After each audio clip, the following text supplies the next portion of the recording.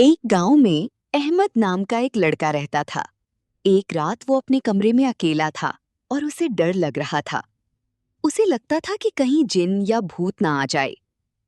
अहमद की अम्मी ने उसे समझाया और कहा, बेटा, अगर तुम अल्लाह को याद करोगे तो कोई जिन या शैतान तुम्हें नुकसान नहीं पहुंचा सकता। फिर उन्होंने अहमद को एक आयत सिखाई। अम्मी ने बताया कि आयतुल कुर्सी पढ़ने से अल्लाह हिफाजत फरमाता है। फिर उन्होंने हदीस सुनाई। हदीस रसूलुल्लाह सल्लल्लाहु अलैहि वसल्लम ने फरमाया, जो शख्स सोने से पहले आयतुल कुर्सी पढ़ी, अल्लाह उस पर एक मुहाफिज मुकर्रर कर देता है और सुबह तक शैतान उसके करीब नहीं आता। सही बुखारी। अहमद ने सोने से पहले आयतुल कुर्सी पढ़ी और दुआ मांगी। अब उसका दिल मुतमईन था और उसे कोई डर नहीं लगा।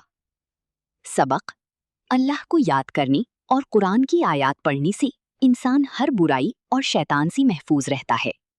नूर किताब।